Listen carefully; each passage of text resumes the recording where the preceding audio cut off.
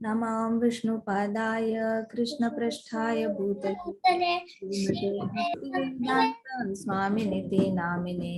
नमस्ते सारस्वते देवे गौरवाणी प्रचारिणे निर्विशेष शून्यवादी पाश्चात्य देशतारिणे।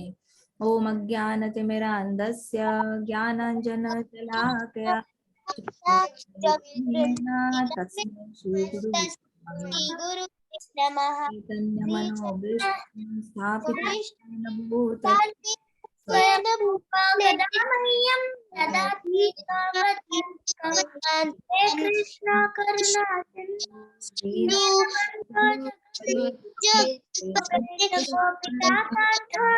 राधा कांत नमोस्तुते। कांचन गौरांगी राधे राधे वृंदावनेश्वरी परमामि हरि प्रिये। वांछन पावने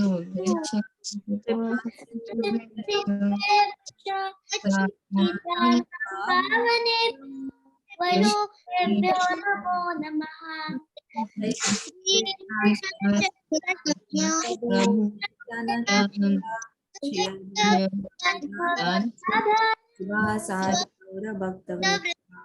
हरे कृष्णा हरे कृष्णा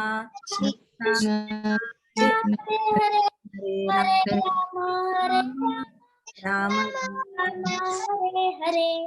ओम नमो भगवते नमो भगवते वासुदेवाय। ओम नमो नमो भगवते वासुदेवाय। सत्यं नरं चैव नरोत्तमं देवीं सरस्वतीं व्यासं धीरयेत् प्रायेष भद्रेषु भगवते मुखं करोति वाचालं जायते गिरिपादं अहं वन्दे दीनतारिणं। हरे कृष्णा हरे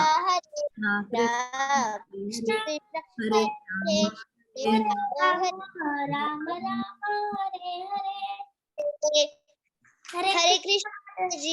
हरे कृष्णा हरे कृष्ण माता जी। हरे कृष्णा। सो प्रभुपाद कहते हैं कि Bhagavad Gita should be taken up in the spirit of devotion. पूरी भक्तिमय भावना से भगवत गीता को शरण जाना चाहिए। जब भी भगवत गीता पढ़ते हैं उससे पहले भगवान ही पूर्ण पुरुषोत्तम भगवान है और कृष्णा को ही शरण जाने की इच्छा से ही भगवत गीता को अप्रोच करना चाहिए। What is Bhagavad Gita? The purpose of Bhagavad Gita is to deliver mankind from nescience. Prabhupada कहते कि भगवत गीता का पर्पस क्या था, कृष्णा को जरूरत क्या थी भगवत गीता गाने की। कृष्णा तो अर्जुन को ऐसी युद्ध होने से पहले भी बता सकते थे ना कि देखो अर्जुन, तुम अभी कुरुक्षेत्र युद्ध में एंटर करने वाले हो और जैसे ही तुम अंदर एंटर करोगे तो तुम्हें बहुत डर लगने वाला है कि कैसे मैं मारूं अपने रिलेटिव्स को। तो कल युद्ध शुरू होने वाला है तो मैं तुम्हें कुछ ज्ञान आज ही दे देता हूँ ताकि कल तुम्हें वहां पे कोई प्रॉब्लम ना हो। तो कृष्णा ऐसे भी तो कर सकते थे। कृष्णा ने क्यों ये सेटिंग चुना, युद्ध वाला ही सेटिंग क्यों चुना?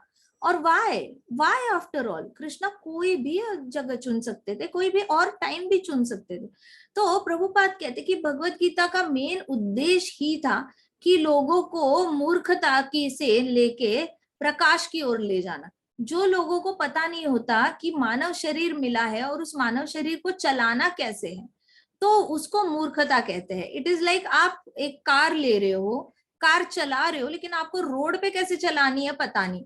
आप लिटरली जीब्रा क्रॉसिंग की यहाँ पे भी बिना लेफ्ट राइट देखे सीधे फुल स्पीड से कार चला रहे हो, पता भी नहीं कि लोग क्रॉस कर सकते हैं वहां पे, आगे हॉस्पिटल्स है, स्कूल्स है, फिर भी फुल स्पीड से कार चला रहे हो। तो जिसके पास कार होती है उसको जिम्मेदारी से कार चलानी पड़ती है, उसको पता होना चाहिए कार चलानी कैसे। अगर है कार लेकिन आपको रूल्स रेगुलेशंस पता नहीं कार चलाने के, ट्रैफिक में रेड सिग्नल के यहाँ पे रुकना है ये भी नहीं पता, तो आप पकड़े जाओगे। उसको मूर्ख कहा जाएगा कि अरे तुम्हारे पास कार है लेकिन तुम्हें चलानी नहीं आती, कभी फुटपाथ से चलाते हो, कभी जिब्रा क्रॉसिंग पे बिना सोचे समझे चलाते हो, लोगों का नुकसान करते हो। तो ऐसे कहते हैं कि भगवत गीता का पर्पस है आपको अज्ञान से ज्ञान की ओर ले जाना, मतलब बिल्कुल ही इग्नोरेंस जो होता है इंसान में, भूल जाता है वो जीवात्मा बाहर आके कि उसका और कृष्णा का कोई रिश्ता भी है। तो वो अज्ञान से ज्ञान की ओर ले जाने का काम जो है वो भगवत गीता करती है। Every man is in difficulty in so many ways. सिर्फ अर्जुन प्रॉब्लम में नहीं थे, हम लोग भी काइंड ऑफ अर्जुन की तरह बहुत सारे प्रॉब्लम्स में होते हैं। हमने पिछली बार डिस्कस किया था अर्जुन की क्या क्वालिफिकेशन थी, कृष्णा ने अर्जुन को क्यों चुना भगवत गीता के लिए। तो हमने बहुत सारे क्वालिफिकेशंस देखे थे अर्जुन के। कौन से थे? अर्जुन स्ट्रॉन्ग थे, डेडिकेटेड थे, बहुत सिंसियर थे, ऑनेस्ट थे, अर्जुन ट्रूथफुल थे। और साथ साथ सबसे बड़ा क्वालिफिकेशन जो अर्जुन का था, टैलेंटेड और हार्डवर्किंग तो थे ही अर्जुन, लेकिन सबसे बड़ा क्वालिफिकेशन हमने डिस्कस किया था वो था कि कृष्णा के डिवोटी थे। अब आप सोच रहे थे कि अरे बाकी सारे भी तो डिवोटीज है, सारे पांडव भी तो डिवोटीज है, सबको सुनाओ भगवद गीता, सिर्फ अर्जुन को क्यों?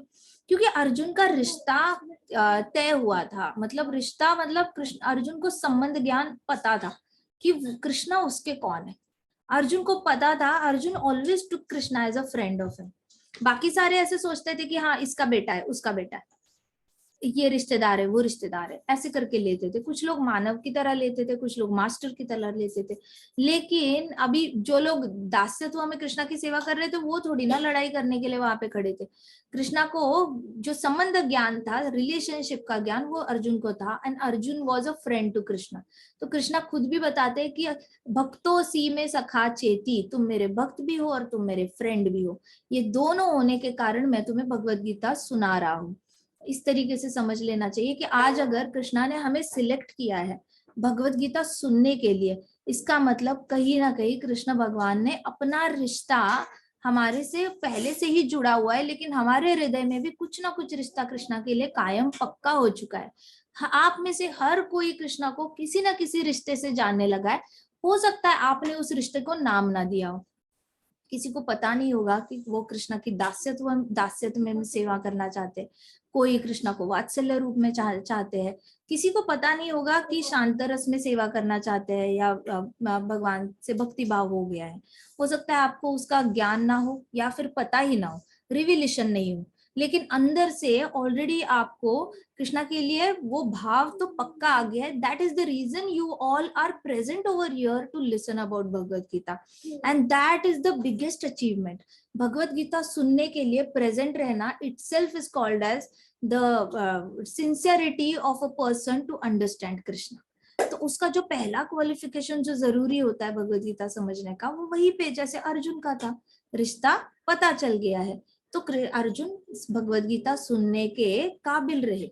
वैसे ही हमें काबिल होने के लिए डिवोटी बनना पड़ता है कृष्णा का, और साथ साथ हमें एक संबंध ज्ञान पता होना चाहिए। सो यहाँ पे देखते हैं कि प्रभुपाद कहते हैं कि सिर्फ अर्जुन नहीं, बहुत सारे जीवात्माएं जो है दिन रात तकलीफों में से जाते रहते हैं। एक भी जीवात्मा, you will be surprise to know there is not unlimited जीवात्माएं हैं, अनलिमिटेड सोल्स है इस पूरे यूनिवर्स में, और एक भी आत्मा ऐसी नहीं है जो तकलीफ से नहीं जाती, इंक्लूडिंग ब्रह्मा जी।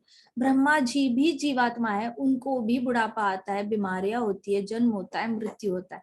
तो ब्रह्मा जी सबसे हमारे सबसे एल्डेस्ट फोरफादर होने के बावजूद उनको भी दुख आते हैं लाइफ में। तो प्रभुपाद कह रहे हैं कि ऐसी कोई जीवात्मा नहीं जिसको दुख नहीं आते इस जीवन इस पूरे मटीरियल वर्ल्ड में। और पूरा ये मटीरियल वर्ल्ड है, ओके ठीक है वसुधा, ऑल राइट, कोई बात नहीं। सो और ये पूरा मटेरियल वर्ल्ड है, ये फुल ऑफ एंजाइटीज है। एंजाइटी मतलब मैंने आपको पहले भी समझाया था, एंजाइटी का मतलब ही होता है कि आपको फ्यूचर को लेके बड़ी चिंता होती रहती है। ऐसे नहीं कि कल स्कूल के टिफिन में क्या मिलेगा, ये इसको एंजाइटी नहीं कहते, इसको बस क्यूरियोसिटी कहते हैं कि अच्छा कल स्कूल में टिफिन में मम्मा क्या देने वाली है, कल मैम कौन से सॉन्ग पे डांस कराएगी, कल मैम कौन सा क्राफ्ट कराएगी, इसको क्यूरियोसिटी कहेंगे। लेकिन जो बहुत आगे के फ्यूचर की चिंता करते हैं, 10 साल आगे की, 5-10 साल आगे की, क्या होगा क्या होगा, बहुत टेंशन हो रही है, क्या होगा क्या होगा, तो इसको एंजाइटी कहते हैं। कुछ कुछ लोगों को लॉन्ग टर्म एंजाइटी होती है, कुछ लोगों को शॉर्ट टर्म हो जाती है। शॉर्ट टर्म होती है जैसे कुछ बड़े लोग होते हैं, उनको ट्रैफिक में निकलने से पहले ही ऐसे धड़ धड़ धड़ धड़ होने लगता है, अरे बाप रे इतना ज्यादा ट्रैफिक है, इतनी देर वेट करना पड़ेगा ट्रैफिक में, बहुत ज्यादा घुटन होगी कार में, वो एसी ये वो, काफी लोगों को तकलीफ होती है एसी की। तो वो उनको पहले से ही घुटन होना शुरू हो जाती है, उसको भी एंजाइटी कहते हैं। इसलिए कहते हैं कि संसार में ऐसा कोई भी जीवात्मा नहीं है जो बिना एंजाइटी का है। पूरा संसार मतलब पूरा ब्रह्मांड हमारा एंजाइटी से भरा हुआ है। And Prabhupada knew it very well. तो प्रभुपाद कहते हैं कि इतने सारे ह्यूमन बींग्स है जो सफर हो रहे हैं, बहुत दुख से जा रहे हैं, उसमें से बहुत कम लोग हैं जो ये सवाल पूछ रहे हैं कि मैं दुख में क्यों हूं। कोई नहीं पूछता, पता है, लिटरली लोग एक दुख से उठते हैं दूसरे दुख में पड़ते हैं, दूसरे दुख से उठते हैं तीसरे दुख में पड़ते हैं, लेकिन कभी नहीं पूछेंगे कि भैया मुझे क्यों दुख हो रहा है। वो दूसरों से जेलसी करके टाइम वेस्ट करेंगे, दूसरों की बुराई करने में टाइम वेस्ट करेंगे, लेकिन ये क्वेश्चन कभी नहीं पूछेंगे कि क्यों दुख क्यों है, सबको क्यों है। कुछ लोग तो जनरलाइज ही कर देते हैं इन्फॉर्मेशन। जनरलाइज मतलब है तुम्हें ये दुख है, सबको ये दुख है, मुझे भी दुख है, इतना क्या है, अब दुनिया में आए हैं तो ऐसे ही जीना पड़ेगा। उन लोगों ने एक्सेप्ट ही किया है कि दुख तो होंगे ही होंगे। अच्छा दुख है तो बाहर जाने का रास्ता भी तो होगा, प्रॉब्लम है तो सोल्यूशन भी तो होगा। लेकिन कुछ लोगों को सोल्यूशन पूछना चाहिए किसी से, ये भी नहीं उनके दिमाग में आता। वो पूछते ही नहीं है कि हम सब दुखी क्यों है।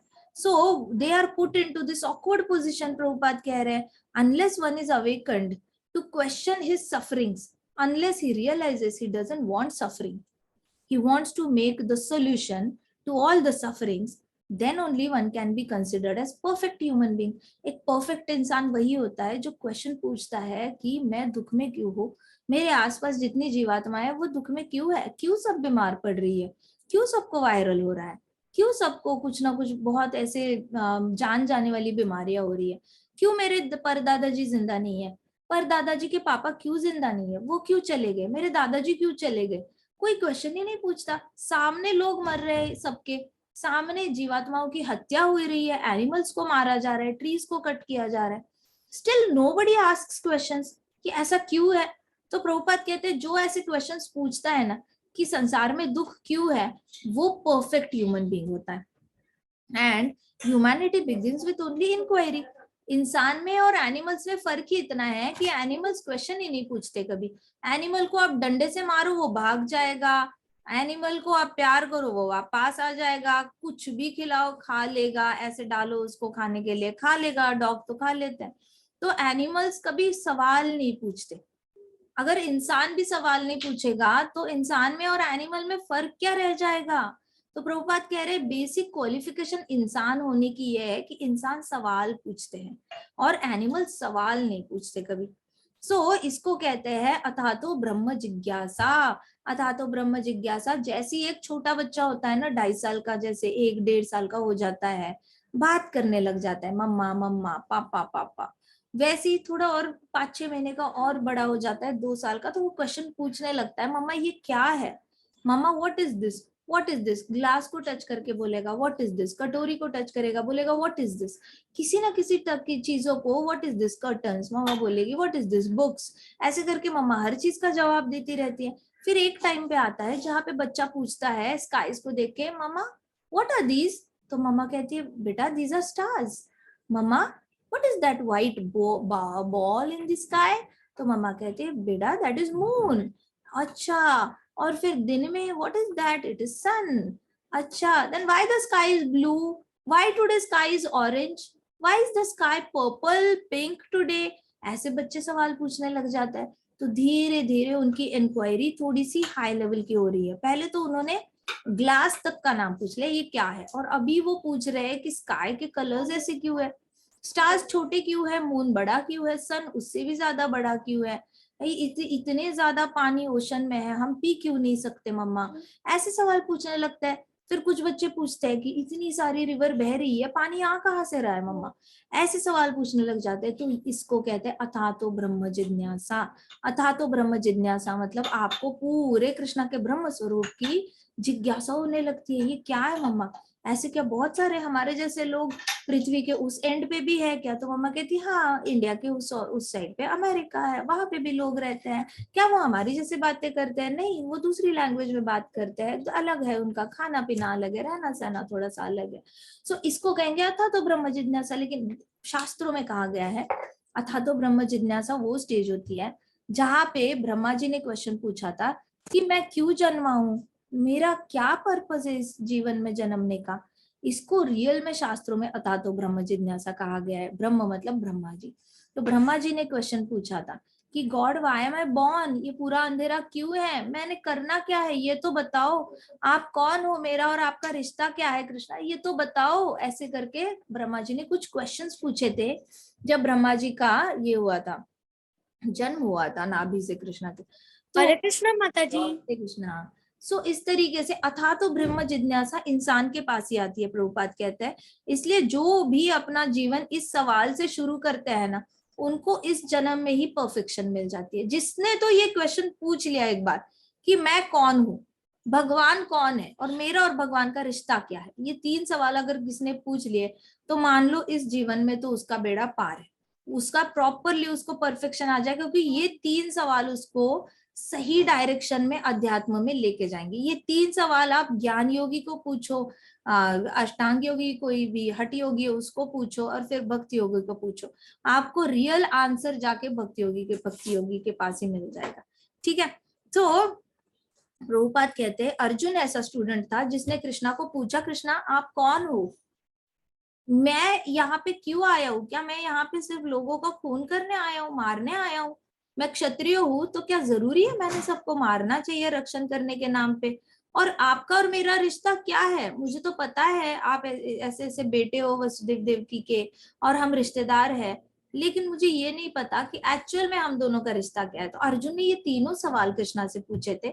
इसलिए प्रभुपाद कह रहे हैं कि ये अथा तो ब्रह्म जिज्ञासा हमारे अंदर होनी चाहिए, तब जाके हम परफेक्ट स्टूडेंट बनते हैं भगवत गीता के। फिर Lord Krishna has specifically re-established the real purpose of life.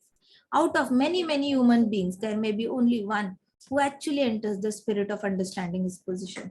For him, this Bhagavad Gita is spoken. तो कहते कि मिलियंस एंड मिलियंस जीवात्माएं हैं, उनमें से कोई एक ही भगवत गीता समझ पाता है। इसलिए जब हमने ये कथा सारी शुरू की थी, हमने कृष्णा स्टोरी से शुरू की थी, क्योंकि कृष्णा स्टोरी से हमें पता चला था कि वो कृष्ण भगवान सबका रक्षण करते हैं। कृष्ण भगवान की हमने गुण देखे, लीलाएं देखी, रूप देखा, कृष्ण भगवान को हमने बहुत सारा स्मरण किया। फिर कृष्णा की हमने ब्रज कथाएं देखी, हमें पता चले कृष्णा कितने क्लोजली एसोसिएटेड रहते हैं अपने भक्तों के साथ, और कृष्णा कितने अपने से लगते हैं, बिल्कुल अपने जैसे है, अलग नहीं लगते, ऐसे नहीं लगता जैसे कोई और है स्काई में बैठा हुआ। हमने वो किया। फिर हमें भागवतम से पता चला कृष्णा ने पूरे ब्रह्मांड का निर्माण कैसे किया है, कृष्णा की मैग्नेनिमिटी हमें पता चली। कृष्णा कपिला बन के, लॉर्ड कपिला बन के आए, तब हमें पता चला कि कृष्णा ने कुछ रूल्स दिए हुए हैं इस बॉडी को चलाने के। और फिर जब हम यहाँ पे आए हैं, that means we are eligible to understand Bhagavad Gita. Bhagavad Gita सुनने से पहले ही प्रोसेस होती है कि आपका कृष्ण से लगाव हो जाए, तब जाके भगवत गीता समझ में आती है। प्रभुपाद कह रहे हैं कि लाखों लाखों जीवात्माओं में से बहुत कम लोगों को पता होता है भगवत गीता समझने का एक्चुअल तरीका क्या है। कुछ लोग देखो जो धाम में जन्मे होते हैं, हरिद्वार में जन्मे होंगे, काशी में जन्मे होंगे, बद्रीनाथ नारायण के यहाँ पे जन्मे होंगे, बद्रीनाथ में जन्मे होंगे, मायापुर में जन्मे, ये बाय डिफॉल्ट ही जन्म से ही उनको कृष्ण भगवान ही ये पता है। तो वो जन्म से ही 5 साल के होने के बाद, 2.5 साल के होने के बाद एलिजिबल बन जाते हैं भगवत गीता समझने के लिए। लेकिन बाहर जो रहते हैं उनको प्रूव करना पड़ता है कि Krishna is supreme personality of God, और उनके हृदय में भाव जागृत करना पड़ता है।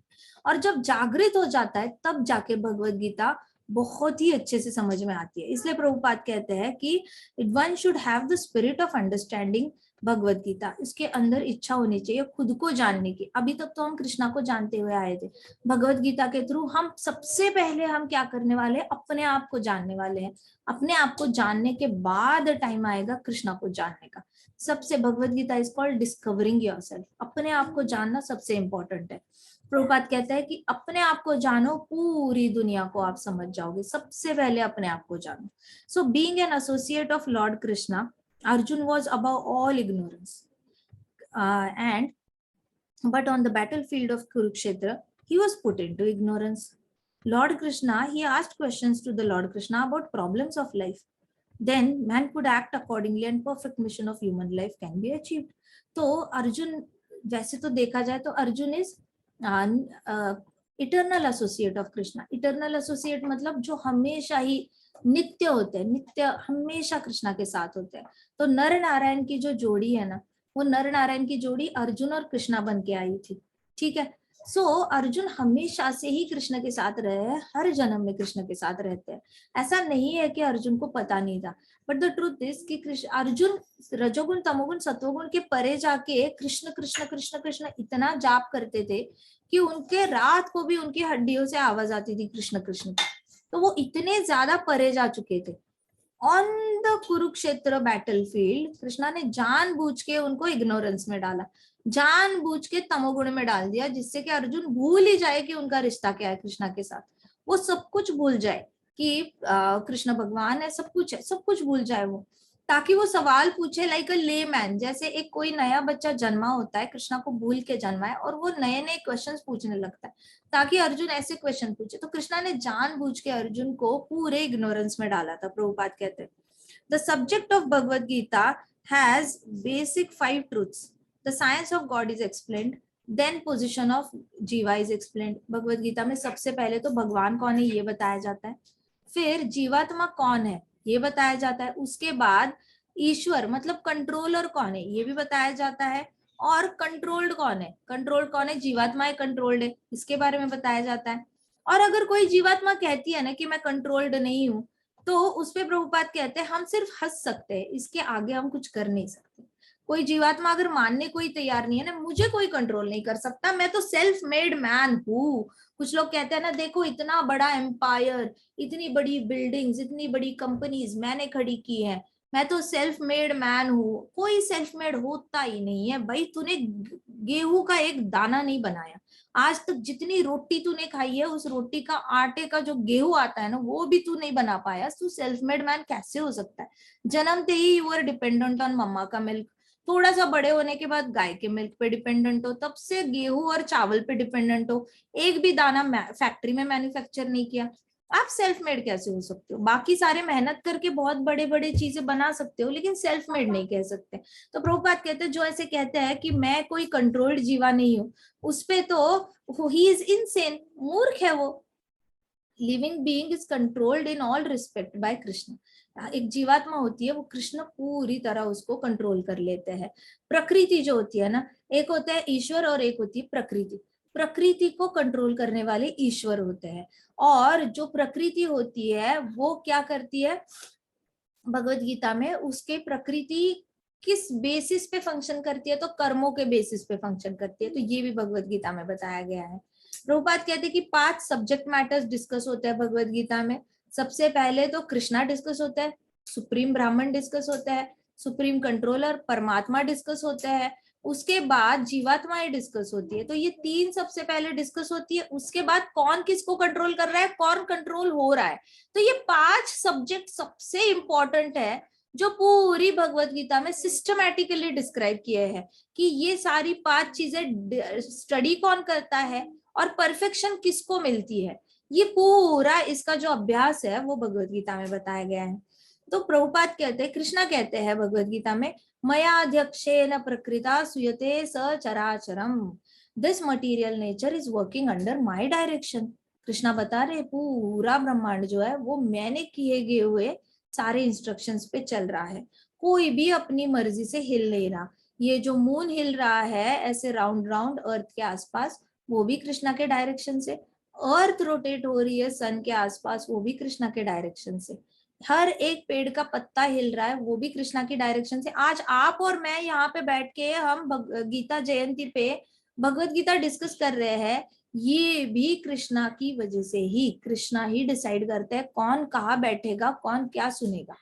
इस तरीके से जब भी आप हरि कथा में आते हो, भगवत गीता सुनने के लिए आते हो, you should have this consciousness कि कृष्णा ने डिसाइड किया, कृष्णा ने परमिशन दी, इसलिए मैं भगवत गीता भागवतम सुन पाया। I am so thankful Krishna, आपने आज हमें याद किया और हमें यहाँ पे इकट्ठे बैठने की परमिशन दी और हमें बिठवाया और हमसे ये करा रहे हो। So always look at your self from a Krishna's perspective कि कृष्णा मुझे करवा रहे हैं मुझसे, कृष्णा मुझे हरि कथा में बिठा रहे हैं, कृष्णा मुझे भगवत गीता पठन में बिठा रहे हैं, और ये कृष्णा मुझे याद कर रहे हैं। आई एम सो लकी, इतनी सारी जीवात्माएं उसमें कृष्णा मुझे याद कर रहे हैं और मुझसे भगवत गीता सुनवा रहे हैं मुझे। ये कितनी बड़ी कृपा है कृष्णा की। So understand from that perspective, that is the ideal way of understanding कि आप पहुंचते कैसे हो। यहाँ तक पहुंचना भी नामुमकिन है अगर कृष्णा नहीं चाहेंगे तो। So this is what Prabhupada is saying कि पूरा मटेरियल नेचर जो है वो कृष्णा के डायरेक्शन पे चलता है। कृष्णा नहीं चाहेंगे तो ना हम कथा कर पाएंगे, ना कोई सुन पाएगा, ना हाथ में बुक पकड़ी जाएगी, कुछ भी नहीं होगा। So when we see wonderful things happening in cosmic nature, we should know that Krishna is behind it. जो भी सुंदर चीज दिखती है ना आपको इस पूरे ब्रह्मांड में, चाहे वो फूल खिलता हुआ दिखे, आपकी फेवरेट टॉयज दिखे, फेवरेट फ्रॉक दिखे, फेवरेट शर्ट दिखे, कुछ भी अच्छा दिखता है ना, इतना याद रखना वो सब कृष्णा की कृपा से ही आ रहा है, अदरवाइज आ नहीं सकता। It is childish to not consider Krishna as controller. Krishna Prabhupada कहते हैं कि ये बहुत ही बचपना होगा समझना कि कृष्णा कंट्रोलर नहीं है, बल्कि कहते हैं कि एक छोटा बच्चा जो होता है ना वो एक ऑटोमोबाइल को बहुत ज्यादा वंडरफुल समझ सकता है, ठीक है, और उसको लग सकता है कि अच्छा है, घोड़ा घोड़े पे बैठने से अच्छा, कोई ऐसी बैलगाड़ी खींचने से अच्छा तो कार में बैठना अच्छा है।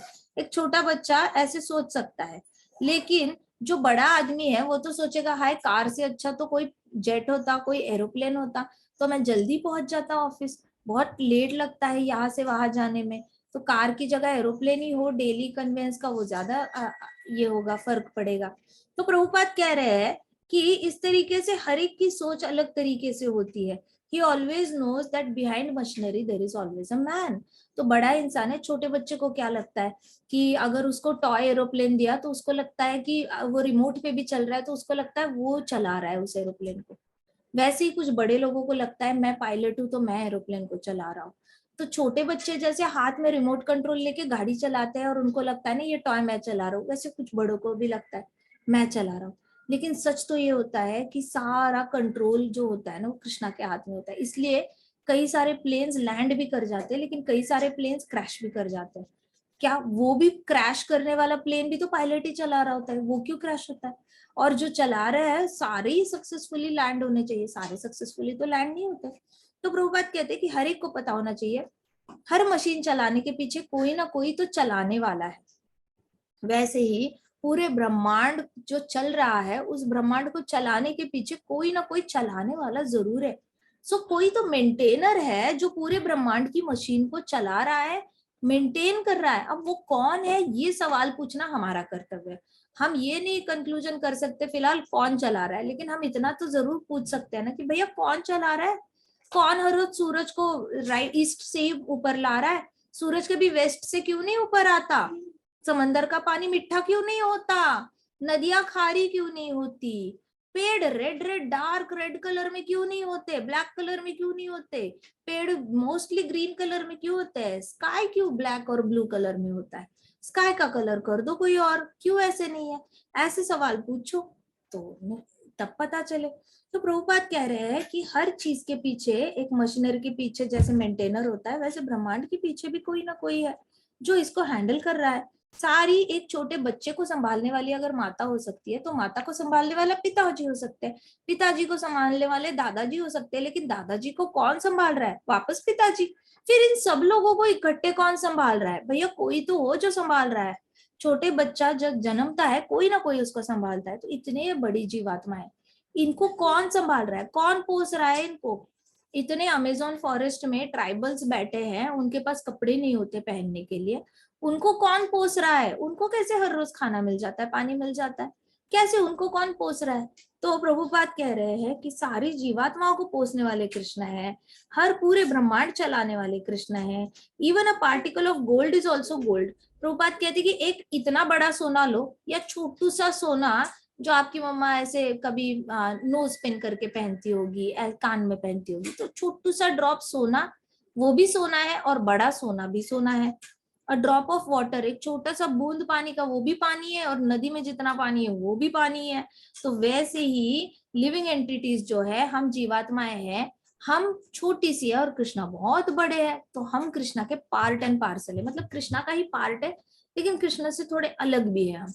तो इसको कहते हैं अचिंत्य भेदाभेद तत्व, जिसमें हम कहते हैं कि हाँ हम कृष्णा जैसे भी और कृष्णा जैसे नहीं भी है। हम कृष्णा के पार्ट भी है लेकिन हमारी इंडिविजुअलिटी और कृष्णा की अपनी इंडिविजुअलिटी है। हम दोनों क्वांटिटी क्वालिटी हम दोनों की एक जैसी हो सकती है, जीवात्मा की और कृष्णा की क्वालिटी एक जैसी हो सकती है, क्वांटिटी एक जैसी नहीं है। ठीक है, समझ में आ रहा है सबको? हैवी तो नहीं हो रहा?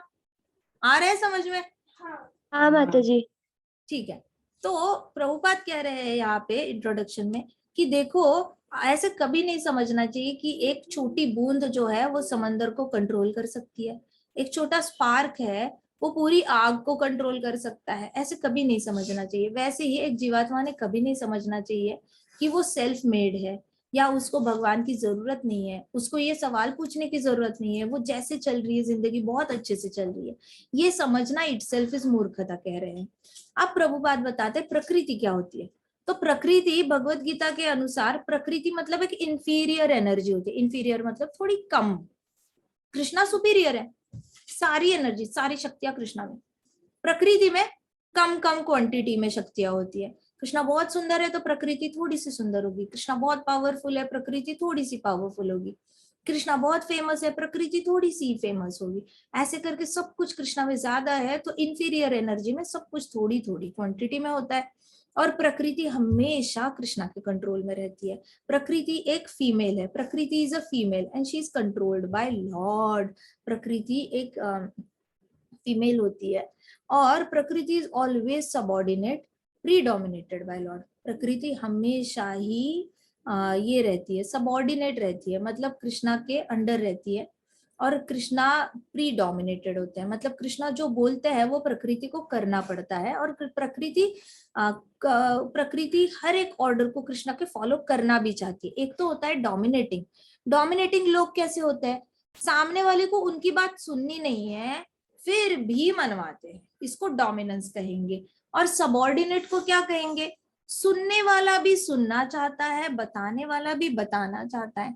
तो ये प्री डोमिनेंट और सबऑर्डिनेट की रिलेशनशिप हो जाती है। सबऑर्डिनेट जैसे आपको अगर आपके पापा की बात मानना बहुत अच्छा लगता होगा तो आप हो गए सबऑर्डिनेट और पापा हो गए प्री डोमिनेंट।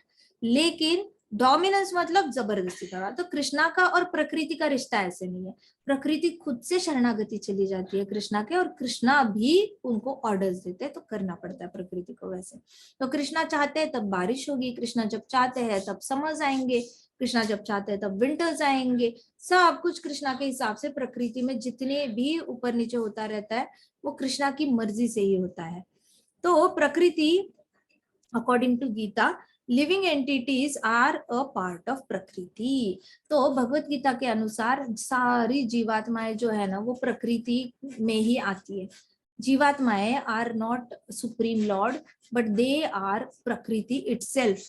तो भगवत गीता में कहा गया है कि material nature is my inferior prakriti, beyond this is another prakriti jiva bhutam living entities.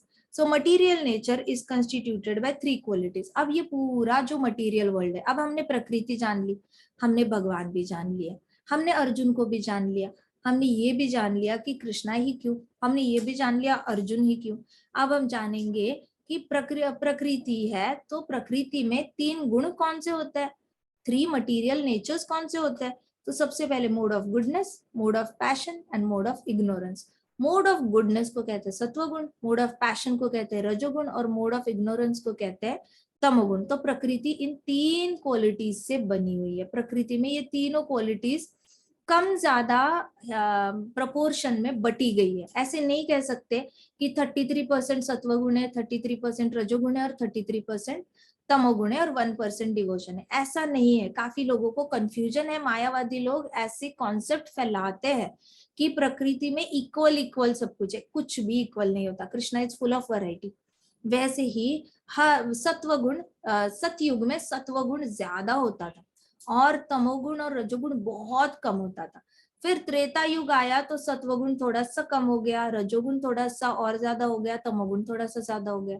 अब वैसे ही द्वापर युग आया तो सत्वगुण और रजोगुण तमोगुण 33 हो गए। कलयुग में क्या हो गया, कलयुग में पूरी तरह तमोगुण बहुत ज्यादा बढ़ गया और रजोगुण थोड़ा सा कम और सबसे कम सत्वगुण हो गया। इसलिए आप देखोगे कि पूरे वर्ल्ड में वेजिटेरियन लोग बहुत कम है, क्यों? सत्वगुण बहुत कम हो गया है। और पूरे वर्ल्ड में कलयुग में अभी अचीवर्स बहुत है, सबको कुछ ना कुछ अचीव करना है, ज्यादा पैसा कमाना है, ज्यादा हाई लेवल की जॉब चाहिए, ज्यादा हाई लेवल का एजुकेशन चाहिए, सबको सबको सुंदर बनना है। कॉस्मेटिक इंडस्ट्री बहुत डेवलप हो रही है, सबको सुंदर भी बनना है, प्लीज सबको फैशनेबल दिखना है। तो ये सारे रजोगुण के ये है पूरे कैरेक्टरिस्टिक्स है। तो रजोगुण यहाँ है, कलयुग में सत्वगुण यहाँ पे है, रजोगुण यहाँ पे, तमोगुण बहुत ज्यादा है। कलयुग में आप उतने ही लोग देखोगे इतने आलसी, रात को 12 बजे सोएंगे, सुबह 12 बजे उठेंगे, फिर 2 बजे काम करना शुरू करेंगे, 10 बजे तक करेंगे, 12 बजे सोएंगे। तमोगुण इतना ज्यादा बढ़ गया है, कुछ लोग रात के 12 के बाद पार्टी शुरू करते हैं, सुबह 4 बजे सोते हैं। तो कलयुग में क्वांटिटी, तो इसलिए जो भी कहेगा आपको, अगर कोई मायावादी मिलता है और कहता है कि नहीं नहीं ये तीनों गुण बराबर में डिवाइडेड है, तो आप चुपचाप बोलना भैया ठीक है, thank you so much, thank you so much, हमें पता है कैसे गुण डिवाइडेड है। ये गुण डिवाइडेड होता है युगों के अनुसार, हर युग में एक गुण बहुत हाई लेवल पे चला जाता है, ठीक है। तो मटेरियल नेचर में ये सारे कॉम्बिनेशन होते हैं, प्रकृति में ये तीन के। कौन सा गुण है? द्वापर युग में ना तमोगुण और रजोगुण हाई पे था, तभी तो कुरुक्षेत्र हुआ, ठीक है। सो these activities are being carried out from time immemorial, मतलब हमें पता भी नहीं कब से चला आता आ रहा है, बहुत पहले से चला आता आ रहा है। जैसे प्रभुपाद कहते हैं कि suppose I am a businessman and I have worked very hard and have amassed a great bank balance, then I am an enjoyer.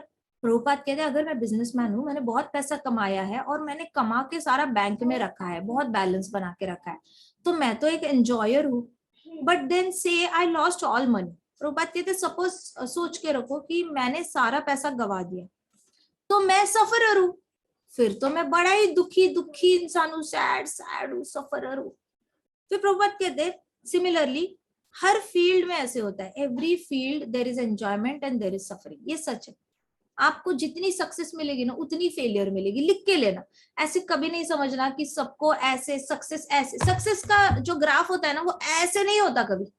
कोई भी सक्सेसफुल होता है ना जरूर ऐसे ऐसे ऐसे करके ऊपर जाता है, लेकिन ऊपर जाते वक्त ऐसे जाएगा, फिर नीचे आएगा, फेल होगा, फिर सक्सेस होगा, फिर नीचे आएगा, फेल होगा, फिर सक्सेसफुल होगा, फेल होगा, सक्सेसफुल होगा, फेल होगा, सक्सेसफुल होगा, फेल होगा। तो फेलियर भी आता रहेगा कंटिन्यूअसली, लेकिन वो काम करता रहेगा तो आगे जाके सक्सेसफुल होता है। तो मटेरियल वर्ल्ड में ये जर्नी ऐसी होती है। जो रजोगुण में बहुत होते हैं उनको सक्सेस आता है, failure, success, failure, success, failure, उनको कंटिन्यूअसली यही प्रोसेस होती है।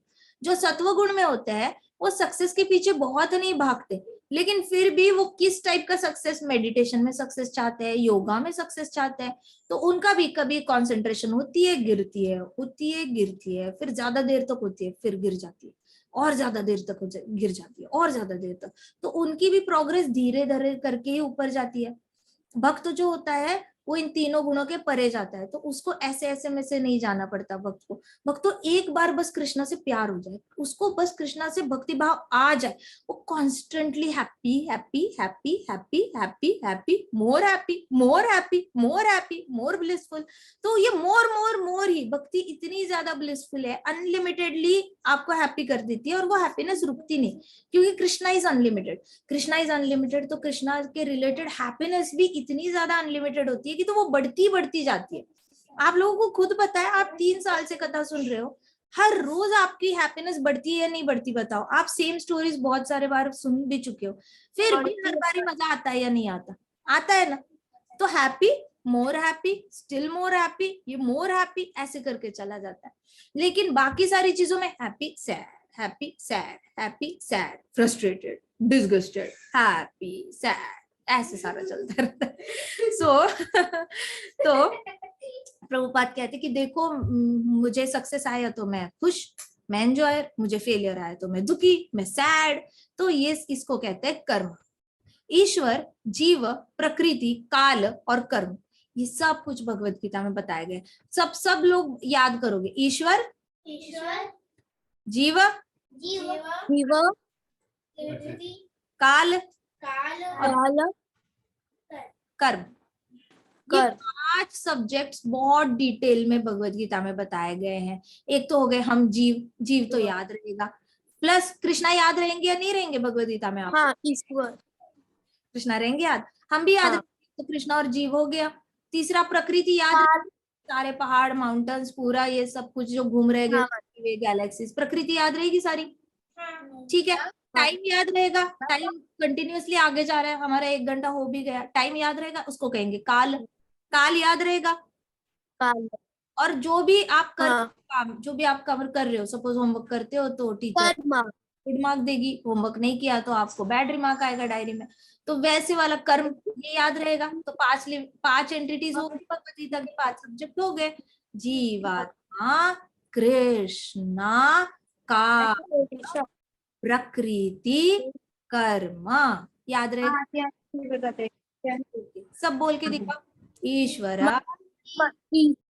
प्रकृति, ईश्वर, प्रकृति, जीव, जीव, जीव, कर्म, कर्म, कर्म, प्रकृति, काल, कर्म। ईश्वर, प्रकृति, काल, कर्म। बोलो। ईश्वर, जीव, ईश्वर, प्रकृति, ईश्वर, जीव, प्रकृति, कर्म, कर्म। काल। ईश्वर, जीव, प्रकृति, काल, कर्म। ईश्वर, जीव, प्रकृति, काल, कर्म। शाबाश। कोई आपको पूछेगा ना, अरे भगवत गीता के क्लास में जाते हो, क्या प्रकृति, काल, कर्म। शाबाश। किसी ने आपको पूछा ना, क्या सीखते हो भगवत गीता में, क्या सीखने वाले हो, क्या समझ में आया, बताओ। भैया हमें अभी तक इतना पता चला है Krishna is supreme personality of God है, हमें पता चला है प्रकृति सबऑर्डिनेट है, हमें ये भी पता चला है कि हम जीवात्माएं हैं, और हमें ये भी पता चल गया है कि सब कुछ कृष्णा कंट्रोल करते हैं। हमें ये सारी चीजें, काल और कर्म भी पता चल गया, कर्म करने वाले कभी हैप्पी रहते, कभी सैड रहते, हमें ये पता चल गया। तो हमें 4 चीजें तो ऑलरेडी पता चल गई है, तो बता पाओगे या नहीं बता पाओगे? यस और नो? Yes. या you will know what to say, what not to say? Yes. Yes or no? Yes. Yes माता जी। Yes. Very good. तो प्रकृति टेम्परेरी होती है, लेकिन झूठ नहीं होती, मिथ्या नहीं होती। मायावादी लोग कहते हैं कि ये सब मिथ्या है, सब झूठ है। आप बताओ, आपके सामने अभी मोबाइल है, वो क्या झूठा है? मोबाइल झूठ है? आपके सामने लैपटॉप होगा, वो झूठा है क्या? नहीं है ना। तो प्रकृति मिथ्या नहीं है। प्रकृति कुछ भी हो सकती है, लेकिन मिथ्या नहीं हो सकती, इतना तो याद रखना। जब भी कोई कहेगा आपको प्रकृति मिथ्या है, सिर्फ कृष्ण या फिर सिर्फ भगवान ही सत्य है, बाकी सब झूठ है, नहीं भैया, प्रकृति कृष्णा की एनर्जी है। एक वाटर का ड्रॉप भी वाटर है और ओशन भी वाटर है। तो हम वाटर के ड्रॉप को ये थोड़ी ना बोलेंगे कि नहीं वहां पे ड्रॉप है ही नहीं। झूठ बोल रहे हो तुम, ड्रॉप नहीं है, दिख रहा है सामने वाटर ड्रॉप है, फिर भी बोल रहे हो ड्रॉप नहीं है। ऐसे हो सकता है क्या? हो सकता है कभी? तो कुछ लोग ऐसे फैलाते हैं कि ये पूरी जगत मिथ्या, जगत मिथ्या, जगत मिथ्या, ऐसे करके आपको अपने ही दुखों को इनवैलिडेट करना सिखाएंगे। इनवैलिडेट करना, ये लोग क्या करते हैं, सपोज आप जाके रोगे ना इनके पास कि मेरे साथ ऐसे ऐसे हुआ, मुझे फेल किया, मेरी तो गलती भी नहीं थी, मुझे पिटाई हुई, मुझे डांटा, ऐसे करके रोगे, तो ये लोग आपके फीलिंग्स को इनवैलिडेट करेंगे। इनवैलिडेट करना मतलब ये समझना कि अरे ये सब झूठ है, तुम्हें पता नहीं क्या, प्रकृति ही झूठ है, तुम्हें पता नहीं तुम्हारे आंसू भी झूठ है, तुम्हें पता नहीं जिसने तुम्हें डांटा वो भी झूठ है, तुम भी झूठ हो, ये सब कुछ ही झूठ है। सच सिर्फ भगवान है और आत्मा है और परमात्मा ही सच है, और कोई सच नहीं है, ब्रह्म ही सच है बस। आपको लॉजिक ही समझ में नहीं आएगा कि मुझे दुख क्यों हो रहा है। फिर आप पूछोगे ना कि अगर सब कुछ झूठ है, मुझे जिसने बोला गलत वो भी अगर झूठ है, तो फिर सच क्या है, फिर मुझे दुख क्यों हो रहा है? सब कुछ अगर झूठ है तो आपको ये बेसिक क्वेश्चन आएगा। फिर उसका जवाब उनके पास नहीं होता। उसका कहेंगे क्योंकि तुम माया में हो, इसलिए तुम्हें झूठ सच लग रहा है, उसने जो बोला वो झूठ है, तुम्हें सच लग रहा है। अब सोचो, मम्मा आके बोलेगी अरे बेवकूफ पढ़ाई करो, कल पेपर है। क्या मम्मा झूठ बोल रही है कल पेपर है? नहीं है ना। क्या मम्मा बोल रही है झूठ कि आप बेवकूफ नहीं है ना? जो पेपर होने के बाद भी पढ़ाई नहीं करेगा वो बेवकूफ नहीं तो क्या है?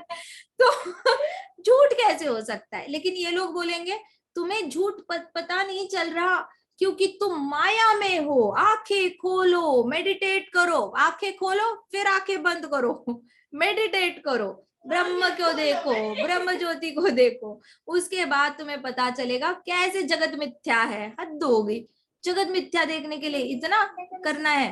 तो ये सब गलत है, ऐसे नहीं है। प्रभुपाद सीधे इंट्रोडक्शन में बताते हैं प्रकृति कैन बी एनीथिंग बट मिथ्या, प्रकृति इज नॉट फॉल्स। आप ये गलती मत करो, कृष्णा की एनर्जी है ये, भले इंफीरियर एनर्जी है लेकिन कृष्णा की एनर्जी है ना, झूठी तो नहीं हो सकती ना, अच्छा नहीं लगता ना। आप पापा के लैपटॉप बैग को कभी बोलोगे ये झूठी बैग है, पापा झूठी बैग लेके घूमते हैं, ऐसे बोलोगे आप? कभी नहीं बोलोगे ना।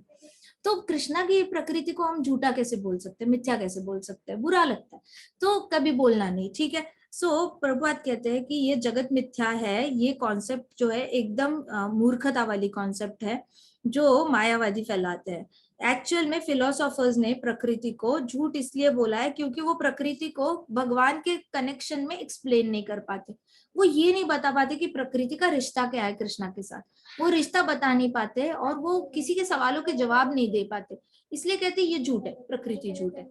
उनके पास जवाब नहीं होते, हमारे पास जवाब है। Prakriti is an inferior energy of Krishna, हमारे पास जवाब तो है। एटलीस्ट किसी ने पूछा प्रकृति क्या है, हम बता सकते हैं, सबऑर्डिनेट है कृष्णा की। कृष्णा जो बोलते हैं बिल्कुल दिल से सुन लेती है, जैसे कृष्णा बोलते हैं उसी डायरेक्शन पे चलती है प्रकृति। इतना तो हम कॉन्फिडेंस के साथ डंकी की चोट पे बोल सकते हैं। इनके पास कॉन्फिडेंस नहीं होता ये बोलने का, क्योंकि उनके पास शास्त्र नहीं है प्रूव करने के लिए, ठीक है।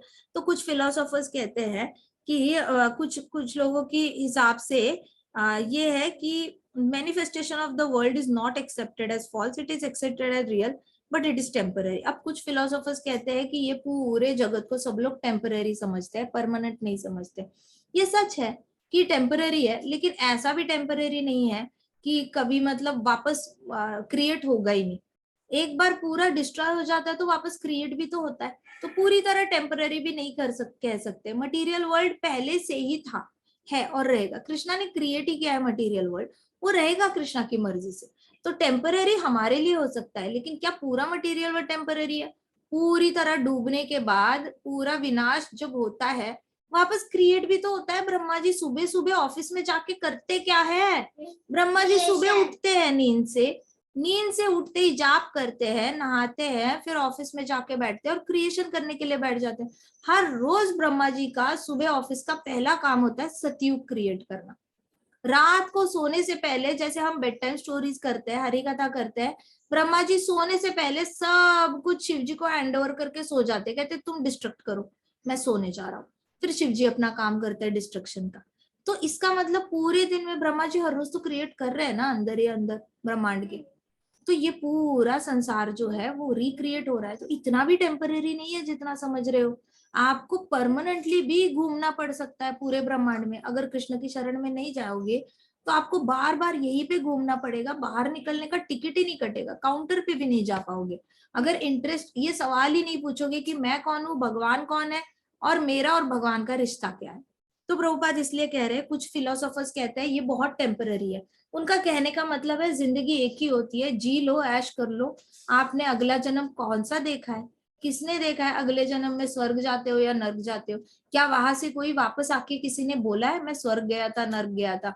अरे भाई, आपको नहीं बताया होगा। हमारे यहाँ तो कृष्णा स्टोरीज में विद्याधर भी आके बताता है, अगा भी आके बताते हैं, सब लोग आके बताते हैं कि हम लोग पिछले जन्म में ये थे, अबे हमें स्वर्ग लोग जाने के परमिशन दे दो। नल कुबेर भी स्वर्गलोक से आए, वापस स्वर्गलोक में गए। फिर विद्याधर था, वो भी स्वर्गलोक से आया, स्वर्गलोक में ही चला गया स्नेक बॉडी से निकलने के बाद। तो इन लोगों ने तो हमें बताया है, आपको पता नहीं, किसी ने नहीं बताया, इसलिए आप डाउट करते हो और पूरे वर्ल्ड को टेम्पररी बोलते हो। हम तो टेम्पररी बोल ही नहीं सकते क्योंकि हमारे सामने तो एविडेंस है। वहां से स्वर्गलोक से लोग आते भी है, बताते भी है उनकी लाइफस्टाइल, वापस चले भी जाते हैं। देवोती माता का पैलेस भी देखने आए थे तो उन्होंने बताया उनके पास इतना अच्छा पैलेस नहीं है। हमें सब पता है ऊपर क्या होता है नीचे क्या होता है, हमारे पास एविडेंस भी है। इसलिए प्रभुपाद कहते हैं कुछ लोग ऐसे फिलोसॉफी में, भगवत गीता के लेखक जो भगवत गीता बाकी लोगों ने लिखी है ना, वो भी यही लिखते हैं, इतना गलत सलत लिखते हैं।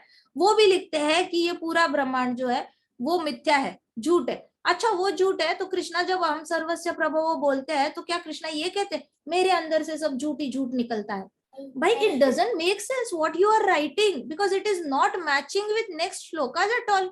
आपका फर्स्ट चैप्टर 10वें चैप्टर से मैच ही नहीं करता, आपके ओपिनियंस ही मैच नहीं करते, आप खुद ही कॉन्ट्राडिक्ट कर लेते हो अपने आप को और फिर कहते हो मैंने भगवत गीता लिखी। हद हो गई। फिर ये कहते हैं कुछ फिलोसोफर्स कि ये टेम्पररी है, ये तो हमने डिस्कस कर लिया।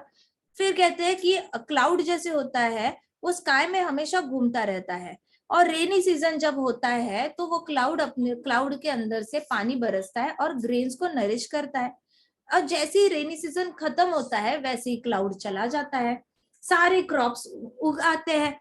तो मटेरियल जो वर्ल्ड है ना वो ऐसा ही है। कहते हैं कि जैसे ये सारे क्लाउड्स पानी बरसाते हैं और सारे क्रॉप्स को उगाते हैं, वैसे ही कृष्ण जो है वो कृपा सब पे बरसाते हैं, और सारी जीवात्माएं उसी के बेसिस पे बड़ी हो रही है अपने अपने रास्ते में। लेकिन बहुत कम जीवात्मा है जो पता करने की कोशिश कर रही है क्लाउड आया कहाँ से, बारिश आई कहाँ से, किसने क्लाउड को पुश किया। हवा ने पुश किया, फिर हवा को किसने पुश किया हमें नहीं पता बोलेंगे। हवा तो बहती ही रहती है भाई, कोई तो बहने वाला भी तो होना चाहिए ना। इतनी सारी जीवात्माओं पे बारिश होती है, कितने लोग पूछते हैं बारिश आई कहाँ से, साइंटिस्ट बोलेंगे क्लाउड से। क्लाउड कहाँ से आया, एयर ने पुश किया उसको तो ऐसे ऐसे बहते बहते आ गया। अच्छा एयर क्यों पुश कर रही है, वो इस पहाड़ में ऐसी हवा चलती है, सह्याद्री रेंजेस में ऐसे चलती है, हिमालयाज में चलती है, वहां से विंड आती है यहाँ जाती है, वो सब ठीक है, टेक्निकल चीजें मत समझाओ, हमें ये बताओ ओरिजिनली पुश करने वाला कौन है एयर को। तो चुप चुप हो जाएंगे, उनके पास इसका जवाब नहीं होता।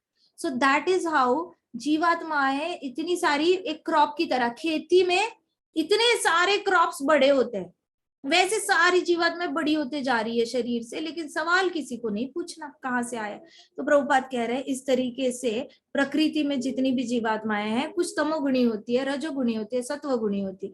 तमोगुणी आत्माएं ये सारी चीजें नहीं पूछती, क्योंकि उनको कुछ लेना देना ही नहीं होता, उनको बस खाने के लिए मिल जाए, पीने के लिए मिल जाए, सोने के लिए मिल जाए, उसी में वो लोग खुश रहते हैं। ठीक है, अगला हम कल करेंगे। ठीक है, श्रीमद् भागवतम की जय, भगवत गीता की जय, श्रील प्रभुपाद की जय, श्री श्री राधा श्याम सुंदर की जय, श्री श्री बलराम की जय, कृष्ण की जय, भक्तों की जय। हरे कृष्णा कृष्णा कृष्णा हरे हरे, हरे राम हरे राम हरे हरे।